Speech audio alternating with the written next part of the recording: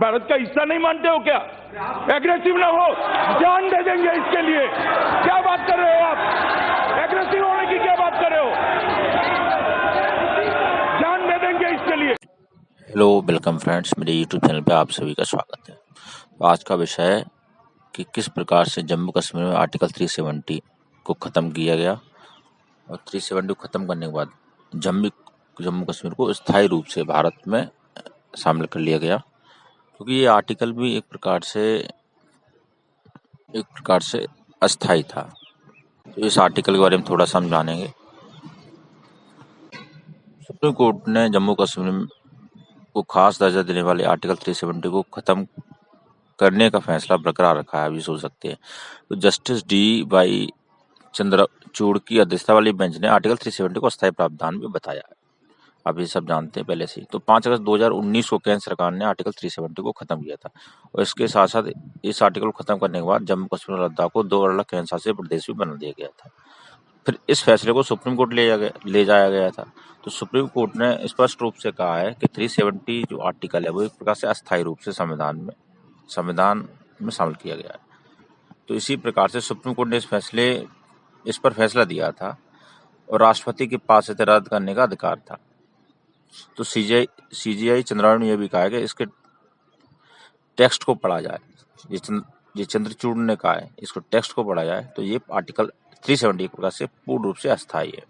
370 article क्या था? 370 article में एक्चुअली होता क्या था कि 370 आर्टिकल में जम्मू कश्मीर को विशेष राज्य का दर्जा मिला था। इसके साथ साथ जम्मू कश्मीर का अपना खुद का संविधान होता था, झंडा होता था और केंद्र सरकार के बहुत सारे कानून हो, चाहे वो किसी उनके राज्य से संबंधित हो या पूरे देश से संबंधित हो, वो एक प्रकार से जम्मू कश्मीर में लागू नहीं होते थे। और इसके साथ साथ दूसरे राज्य के लोगों के भी जम्मू कश्मीर के नागरिक बनने पर भी रोक थी। तो इस प्रकार का बहुत एक ऐसा कानून बनाया था जो भारत, एक प्रकार से आप ये बोल सकते हो कि भारत में इसके पीछे बहुत लंबे समय से बहस होती आई है और बीजेपी का एक संकल्प पत्र में भी 370 को खत्म करने का शुरू से ही लक्ष्य रहा है। लेकिन बहरहाल आप कह सकते हैं कि सुप्रीम कोर्ट के जो फैसला दिया उससे क्लियरली ये साफ हो गया है कि 370 अब एक प्रकार से इतिहास बन गया है।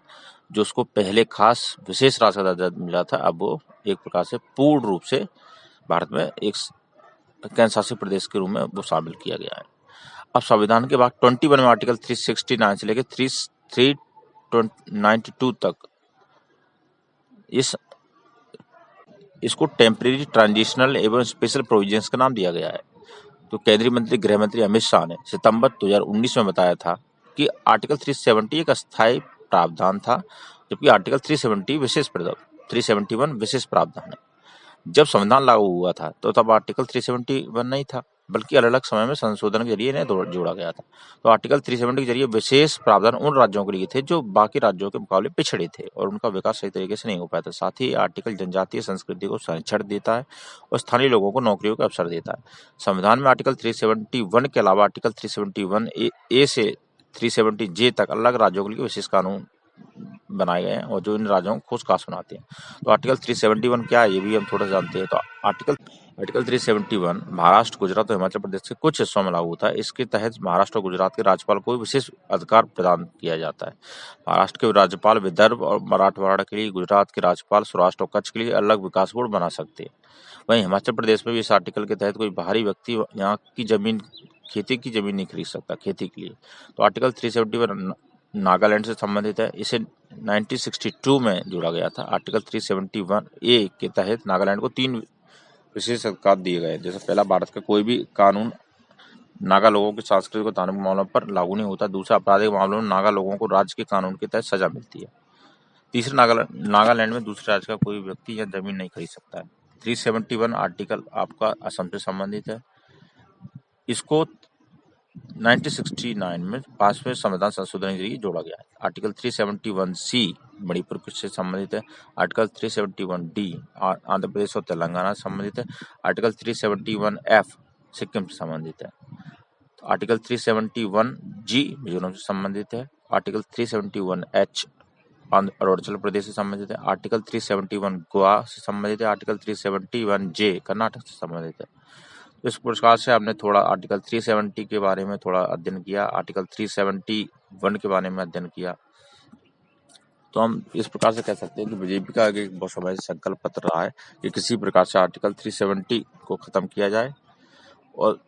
और आप ये भी समझ सकते हैं कि जो आर्टिकल 370 खत्म हुआ है, जम्मू कश्मीर को जो विशेष राज्य का दर्जा देता था, उसको सुप्रीम कोर्ट में चुनौती दी गई थी। लेकिन जब चंद्रचूड़ की अध्यक्षता वाली खंडपीठ ने स्पष्ट कह दिया है कि जो 370 जो आर्टिकल था, जो जम्मू कश्मीर को विशेष राज्य का दर्जा प्रदान करता था, वो एक प्रकार से अस्थाई प्रोविजन था, अस्थाई था, ट्रांजिशनल था, टेम्परेरी था। तो इससे स्पष्ट होता है कि एक बहुत बड़ी जीत हुई है। बीजेपी की संकल्प पत्र में जो 370 आर्टिकल को हटाने की शुरू से मांग चलती आई है, उनका संकल्प पत्र था, वो भी सिद्ध हुआ है। तो इसमें क्रेडिट तो देना चाहिए भारतीय जनता पार्टी को, नरेंद्र मोदी को, तो किसी प्रकार से 370 आर्टिकल खत्म करने के साथ साथ ही यहाँ के अन्य राज्यों के लोग भी वहाँ रह सकते हैं, इसके साथ साथ खरीद सकते हैं, वहाँ शादी भी कर सकते हैं, वहाँ घूम भी सकते हैं, बहुत सारी सुरक्षा हुई। इसके साथ साथ वहाँ पे अब लोगों का आवागमन भी बढ़ जाएगा, निवेश होगा, इन्वेस्टमेंट होगा, काफ़ी चीज़ें, बिजनेस आएंगे, इंटरनेशनल टूरिस्ट आएंगे। एक प्रकार से जम्मू कश्मीर विकास की राह पे तो आगे बढ़ेगा। इसके साथ साथ भारत में उसको परमानेंट शामिल करने के लिए एक बहुत बड़ा स्टेप है, जो जिसकी तो मैं मान सकता हूँ सराहना करनी चाहिए और हमें भारत का इसमें सहयोग करना चाहिए।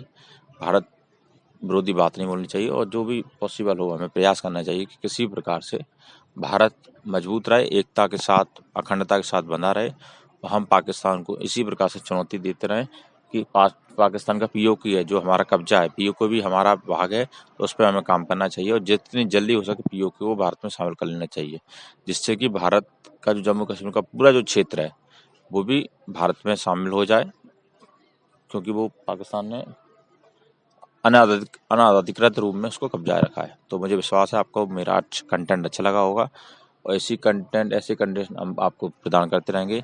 आपका बहुत बहुत धन्यवाद। मेरे चैनल को सपोर्ट कीजिए, लाइक कीजिए। आपका बहुत बहुत धन्यवाद।